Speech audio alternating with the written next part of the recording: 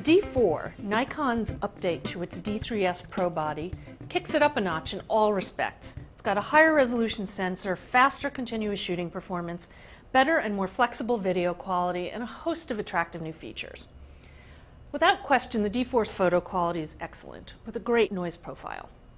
Its JPEGs look clean as high as ISO 1600, and they're decent at 3200. There, though, you start to see some detail degradation. They do remain usable at ISO 6400, depending upon the content.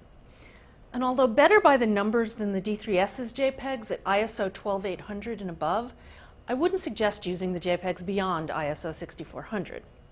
The color rendering looks great as well. Bright, saturated colors that are heavy in the red channel can end up with clipped highlights in the JPEGs. But if you shoot RAW, it retains all the detail, and generally the camera does preserve enough highlight and shadow detail in RAWs for good recovery in really high contrast images. And it doesn't introduce a lot of noise in the shadows when you try to bring them up, or too much contouring in the highlights when you try to bring them down. I'm not as thrilled with the video quality.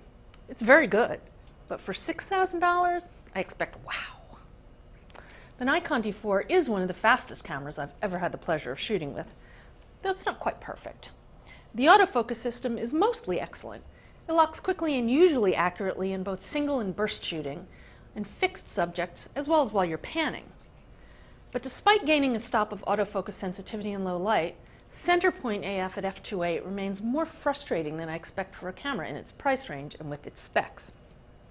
And the sluggish live view autofocus still makes me sad.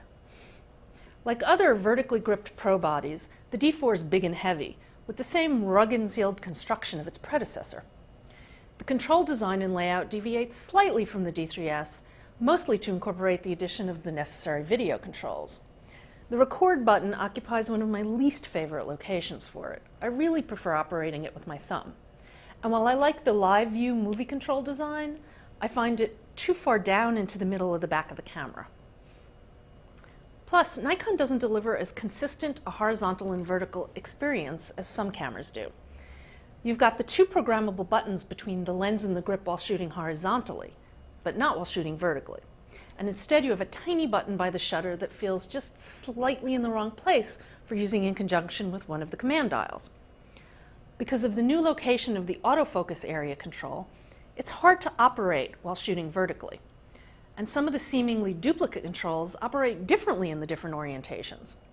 For instance, the horizontal subselector can be programmed as an auto exposure lock, but the vertical one can't, because it's not a subselector. It just looks like the same control, when in fact, it's a duplicate multi-selector. Are these deal killers? No. But it's an expensive camera, and you have the right to be cranky about small design issues. On the other hand, there are two subtle design tweaks that I really like. When you touch the shutter button, or any of the other controls for that matter, all the buttons and display backlights illuminate. And the new battery design separates the battery cover latch from the battery itself. The new Ethernet connection allows for surprisingly full-featured tethered shooting via a browser, rather than having to use Nikon's proprietary software as well.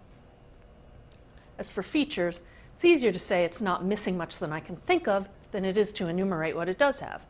The one missing thing, support for timecode in video like the 1DX has. Features it has that the 1DX lacks, as far as I can tell, are time-lapse mode and TIFF output. As usual, wireless connectivity, flash, and GPS remain add-ons.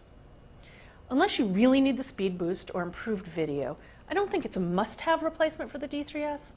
And the D800 delivers equally good low ISO photo quality and better video quality for a lot less money, even when you equip it with a battery grip. But the D4 is seriously faster. And overall, it's a very well executed update to Nikon's professional camera line that's worth the admittedly hefty investment if you need its talents. I'm Lori Grunin, and this is the Nikon D4.